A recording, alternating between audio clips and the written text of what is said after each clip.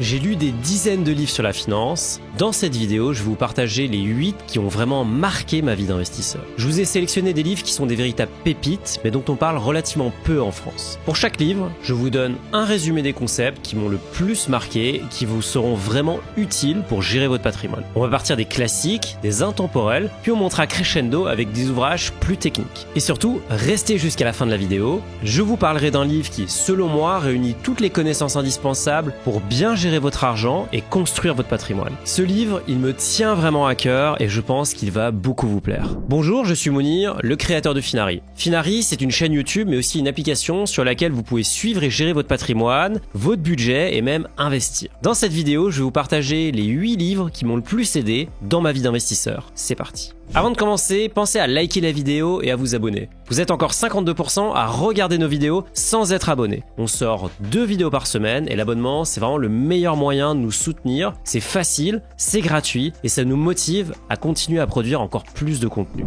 The Richest Man in Babylon de George S. Clason. On commence avec un basique, c'est l'homme le plus riche de Babylone. L'histoire suit Arkad, un personnage fictif qui, partant de rien, devient l'homme le plus riche de la ville de Babylone. À travers des petites histoires, il partage ses leçons de vie avec ses amis pour leur expliquer comment il a réussi à accumuler une si grande fortune. Ce que j'ai particulièrement apprécié dans ce livre, c'est la simplicité et la clarté de ses conseils. Le livre est organisé sous forme de 7 remèdes pour construire sa richesse et 5 lois de l'or pour la préserver. Publié en 1926, ces enseignements sont encore pertinents aujourd'hui. Voici les idées qui m'ont le plus marqué. La première, et sûrement la plus importante, payez-vous en premier. Arkad le répète sans cesse, il faut toujours épargner au moins 10% de vos revenus. C'est simple, mais c'est la base de la construction de votre patrimoine. Dès que vous recevez votre salaire, il est primordial de faire un virement vers votre compte d'épargne. Alors Arkad n'avait pas de compte d'épargne à l'époque, mais il appliquait déjà ce principe. En France, le taux d'épargne moyen est de 17%. Moi, je recommande d'aller chercher au moins 20% pour accélérer votre création de richesse. La deuxième, c'est de contrôler vos dépenses. Arkad conseille de ne pas vivre au-dessus de vos moyens. Il faut apprendre à faire la différence entre ce qui est vraiment nécessaire et ce qui relève de l'envie. Cela peut être un véritable piège, surtout quand vos revenus augmentent, vous allez être tenté de dépenser plus. J'avais détaillé ce concept dans ma vidéo « Les erreurs à éviter pour mieux gérer son budget ». Le lien, il est juste ici. La troisième idée, elle est basique, c'est d'investir. Il faut faire fructifier votre épargne. Ne laissez pas votre argent dormir sur un compte bancaire. Investissez-le de manière judicieuse afin qu'il travaille à votre place et prenne de la valeur. La quatrième idée, c'est de détenir sa maison. Et oui, Arkad était un fan de l'immobilier et selon lui, être propriétaire, ça permet de transformer une dépense, un loyer, en investissement et de bâtir un patrimoine durable. Ce conseil n'est pas forcément toujours adapté, mais il dit néanmoins une chose qui est vraie, l'immobilier, c'est une partie importante de votre patrimoine. Et pour finir, la dernière leçon, c'est d'investir dans ce que vous connaissez. Arkad insiste sur l'importance d'investir dans les projets qu'on comprend et d'éviter les promesses trop belles pour être vraies.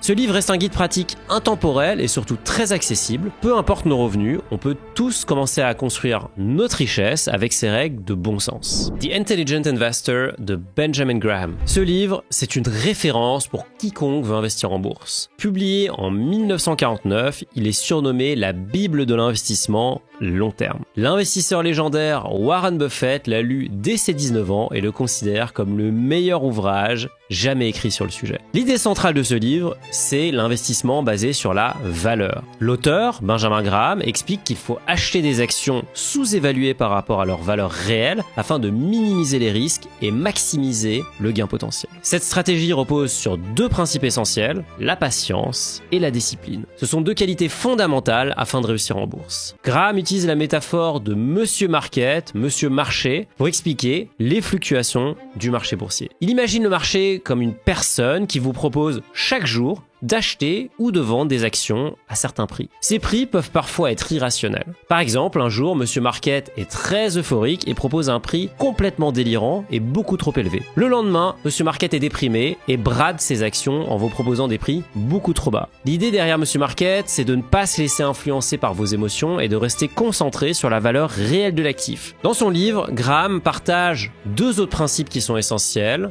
Le premier, c'est la marge de sécurité. Par exemple, si la valeur intrinsèque d'une action est de 100 €, il recommande d'essayer de l'acheter à 70 ou moins. Cela agit comme un coussin de sécurité en cas d'erreur de jugement ou de baisse temporaire du marché. Le deuxième principe, c'est de ne pas suivre la foule. Par exemple, quand tout le monde se précipite pour acheter une action à la mode, il conseille de vérifier si elle n'est pas surévaluée. Warren Buffett a bâti sa fortune en suivant cette approche, achetant des actions sous-évaluées quand personne d'autre ne s'y intéressait. Bref, ce livre m'a vraiment montré que réussir en investissement, c'est avant tout une question de discipline et de maîtrise de soi, plutôt que de la chance ou du hasard. Et d'ailleurs, cette question de maîtrise de soi, on va en reparler dans le livre en fin de vidéo. Alors restez bien jusqu'à là. The Dollar Crisis de Richard Duncan. C'est un livre qui m'a vraiment ouvert les yeux sur les déséquilibres économiques à l'échelle mondiale. Ça explique comment le dollar domine le système monétaire international et son analyse reste complètement d'actualité. Le livre relate l'histoire des accords de Bretton Woods. C'est un système qui a été mis en place après la Seconde Guerre mondiale. À l'époque, les principales monnaies étaient liées au dollar. Le dollar lui-même était rattaché à l'or ou étalon or. Mais en 1971, les États-Unis, sous l'impulsion de Richard Nixon, abandonnent cet étalon or et tout le système va basculer. Les répercussions ont été énormes et se ressentent jusqu'à aujourd'hui. D'un côté, les États-Unis ont commencé à beaucoup plus importer qu'elles n'exportaient. Vu qu'elles payaient en dollars, le monde a été inondé du billet vert. Ces dollars ont ensuite été réinvestis dans des obligations du Trésor américain, finançant ainsi la dette américaine. La fin de l'étalon or a aussi permis aux gouvernements américains successifs d'accumuler des déficits budgétaires énormes, ce qui aurait été impossible avec l'étalon or, car tout simplement trop d'or aurait quitté le pays. Mais en parallèle, cette énorme masse de liquidités a alimenté des bulles sur les marchés, comme dans l'immobilier ou les actifs financiers. Et bien sûr, quand ces bulles éclatent, elles provoquent des crises économiques. L'idée marquante de ce livre, c'est l'importance d'anticiper les crises. Duncan montre que la dette et les déficits commerciaux finissent inévitablement par créer des bulles qui éclatent, tôt ou tard, comme en 2008, avec les subprimes. Pour s'y préparer, il donne 2 conseils. Le premier, c'est de surveiller les secteurs en plein boom. Lorsque des marchés gonflent rapidement, c'est souvent un signe de bulle, donc il faut rester vigilant et ne pas suivre aveuglément la tendance. On peut par exemple se demander si l'IA n'est pas actuellement une bulle. Le deuxième, c'est diversifier avec des actifs sécurisés. Duncan recommande d'investir une partie de son patrimoine dans des actifs tangibles, comme l'or, pour se protéger en cas de chute brutale du marché. Ce livre de macroéconomie est un peu moins concret que les 2 premiers. Je tenais néanmoins à vous le partager parce qu'il donne une vision du système monétaire global. Comprendre ce système, c'est comprendre l'économie et comprendre in fine les marchés financiers. Si vous voulez aller plus loin dans la gestion de votre patrimoine, je vous le recommande fortement. 4 Pillars of Investing de William Bernstein.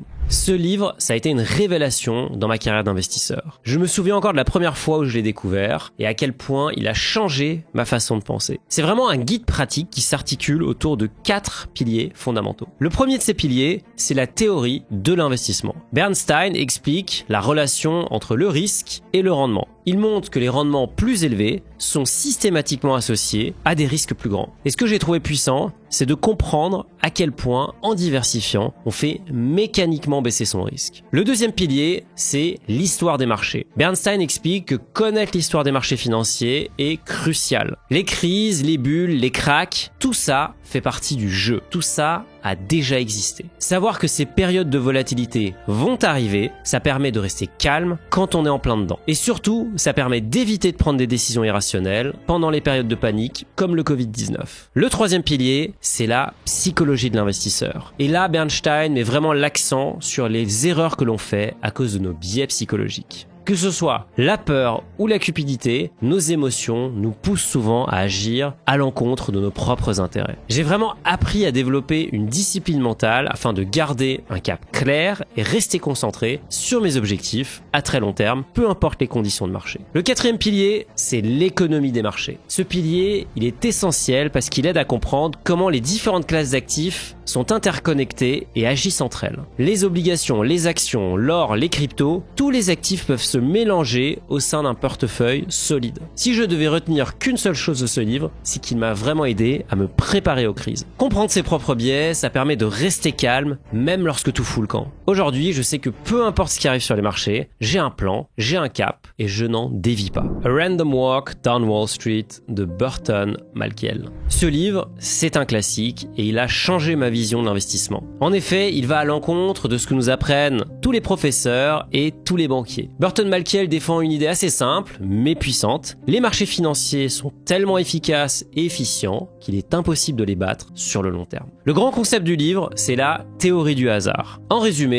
ça veut dire que les prix des actions évoluent de façon complètement imprévisible. Selon Malkiel, les marchés sont si bien organisés qu'ils absorbent très rapidement toutes les nouvelles informations. Dès qu'une annonce est faite, bonne ou mauvaise, le prix des actions ou des actifs en général réagit immédiatement. Par exemple, si une entreprise annonce de très bons résultats, son action grimpe presque instantanément. Il est donc presque impossible de prédire les mouvements des actions à court terme et selon Malkiel, tenter de battre le marché avec du stock picking est un pari risqué, souvent voué à l'échec. C'est pour cela qu'il donne 3 recommandations. La première, c'est de fuir la gestion active car même les experts ont du mal à battre le marché sur le long terme. Si vous regardez ma chaîne, ça vous le savez déjà. Une fois que vous ajoutez à ça les frais de gestion, la plupart des investisseurs pros finissent par sous-performer leurs indices de référence. Du coup, sa deuxième recommandation, c'est de privilégier les fonds indiciels et la gestion passive, notamment via les fameux ETF. Et enfin, sa troisième recommandation, c'est d'investir à long terme et de ne pas essayer de timer le marché. Comme a dit le milliardaire américain Kenneth Fisher, time in the market beats timing the market. C'est vraiment un point crucial et d'ailleurs vous allez voir qu'on va en reparler pour le livre spécial en fin de vidéo. La lecture de ce livre m'a permis de simplifier ma stratégie d'investissement. Plutôt que d'essayer de battre le marché, je préfère le suivre en investissant dans des ETF. Je continue de faire un petit peu de stock picking, mais c'est une partie très réduite de mes investissements et c'est surtout pour le plaisir. Reminiscence of a Stock Operator de Edwin Lefebvre. Ce petit livre, Souvenir d'un trader en français, est une biographie romancée de Jesse Livermore, qui est l'un des traders les plus emblématiques du début du XXe siècle. Dans le livre, on découvre ses réussites impressionnantes, ses paris gagnants sur des marchés haussiers, mais aussi ses échecs douloureux et ses moments de doute. L'auteur y partage aussi des leçons psychologiques que Jesse Livermore a tirées tout au long de sa carrière, comme sa capacité à gérer ses pertes ou l'art de suivre son instinct. Une des premières idées que j'ai trouvées fortes, c'est de ne pas chercher à vendre au sommet. Autrement dit, sortir des marchés à temps. Il explique que vouloir absolument vendre au plus haut peut être une stratégie risquée et souvent irréaliste. Il vaut mieux sécuriser ses gains en sortant progressivement sans chercher à atteindre le point de sortie parfait. Il y a une citation du baron de Rothschild, l'un des hommes les plus riches du monde à l'époque, que je trouve très pertinente. Je ne cherche jamais à acheter au plus bas et je vends toujours un peu trop tôt. Cette citation illustre bien l'importance de ne pas viser la perfection et de ne pas être trop gourmand, mais plutôt de sécuriser ses profits sans prendre trop de risques. Contrairement aux autres livres, ce livre est une biographie, ce n'est pas juste un recueil de concepts. Jesse Livermore tradait au début des années 1900, mais la majorité de ses réflexions et de ses principes restent encore d'actualité. C'est court, facile à lire et hyper intéressant, donc c'est pour ça que je vous le recommande. Les Buddenbrooks de Thomas Mann. Les Buddenbrooks, c'est un roman un peu différent des autres livres dont je vous parle ici. Ce roman, il regorge néanmoins de concepts et de leçons sur la transmission, l'héritage et le déclin familial. Je trouve donc qu'il a sa place dans une liste de meilleurs livres de finances. Publié en 1901, il raconte l'histoire d'une famille bourgeoise de la ville de Lübeck sur 3 générations. On suit donc l'ascension, la prospérité et puis peu à peu le déclin de cette fameuse famille Buddenbrooks. Ce qui rend le livre captivant, c'est la manière dont chaque génération, avec ses décisions et ses erreurs, façonne le futur de la famille. Au début, les Buddenbrooks partent de rien et se construisent une fortune considérable en entreprenant. La première génération est donc pleine d'ambition. Mais au fil du temps, avec la deuxième et la troisième génération, on voit tout le monde s'enliser. Les dépenses dérapent, la famille n'a plus de vision et surtout, ils n'arrivent plus à s'adapter à un monde qui change. On finit par comprendre que même avec un très gros patrimoine et un gros héritage, si on ne fait pas attention, tout peut rapidement partir en fumée. La grande leçon du livre, c'est que la richesse, ça se construit, ça se protège et ça s'adapte. Si on n'a pas de vision à long terme ou une stratégie claire, la prospérité peut vite s'éteindre. Ça nous rappelle que le succès, que ce soit pour une famille ou en tant qu'investisseur, ça demande de l'anticipation. Ce livre, il se lit comme une saga familiale avec des personnages attachants, des intrigues et des rebondissements. Franchement, c'est hyper prenant et surtout ça pousse à réfléchir sur la manière dont on prépare notre propre transmission. Le dernier livre dont je vais vous parler maintenant, c'est en quelque sorte la synthèse de tous les principes et tous les enseignements des ouvrages que j'ai cités précédemment. Et ça va encore beaucoup plus loin. Je vous l'ai annoncé tout au long de la vidéo et maintenant il est temps de lever le voile sur ce grand livre. Après avoir passé plus de 10 ans à me former, à investir, à accompagner des investisseurs et à échanger avec des membres de la communauté, j'ai décidé d'apporter ma pierre à l'édifice en écrivant mon propre livre, Investir pour être libre. Ce livre, c'est le manuel que j'aurais aimé lire dès mes 18 ans. Vous l'aurez sûrement remarqué, la plupart des meilleurs livres de finance viennent des États-Unis. Il était temps d'écrire un livre en français pour les investisseurs français qui reprennent tous les grands concepts. J'ai pris le meilleur de tous les livres que j'ai lus, de mes rencontres avec des experts et des échanges que j'ai eus avec vous, les membres de la communauté Finari, pour tout mettre dans mon livre. Ce livre, je l'ai construit comme un véritable guide où chaque chapitre correspond à une étage de votre pyramide patrimoniale. Vous y trouverez des conseils concrets et des cas pratiques pour vous aider à bâtir un système solide de création de richesse qui travaille pour vous. Pour rendre le processus encore plus clair et didactique, j'ai inclus des arbres de décision. Ces arbres vont vous guider dans vos choix et vous aideront à prendre des décisions adaptées à chaque étape de votre vie. C'est un outil visuel qui simplifie chaque étape et vous montre les meilleures options possibles, et c'est surtout un outil qui est unique. Dans Investir pour être libre, je couvre tous les aspects essentiels de la gestion de patrimoine. On commence par le budget pour apprendre à maîtriser vos finances et éviter les erreurs les plus courantes. On enchaîne par la bourse pour utiliser l'outil le plus puissant de création de richesse à la disposition de tous. On va ensuite sur l'immobilier afin de profiter d'une exception française qui peut faire peur. On découvre aussi les crypto-monnaies pour comprendre comment arriver au mieux à surfer sur cette nouvelle vague. Et enfin, on termine sur les actifs alternatifs avec le private equity ou encore les startups et les objets de collection. Ça, c'est côté investissement, mais évidemment, il y a aussi la fiscalité. Du coup, je vous partage mes astuces concrètes pour augmenter vos rendements et baisser vos impôts de façon intelligente. Et enfin, on termine, comme pour les Buddenbrook, sur la transmission du patrimoine. On y couvre notamment tous les sujets cruciaux afin de sécuriser l'avenir de votre famille. Mais j'ai décidé de pas que parler d'argent en couvrant un dernier chapitre qui est essentiel, l'investissement en vous et en vos connaissances. C'est la base de tout le reste et c'est probablement l'investissement le plus rentable. Je suis profondément convaincu qu'apprendre et continuer à se former est essentiel lorsqu'on veut se développer.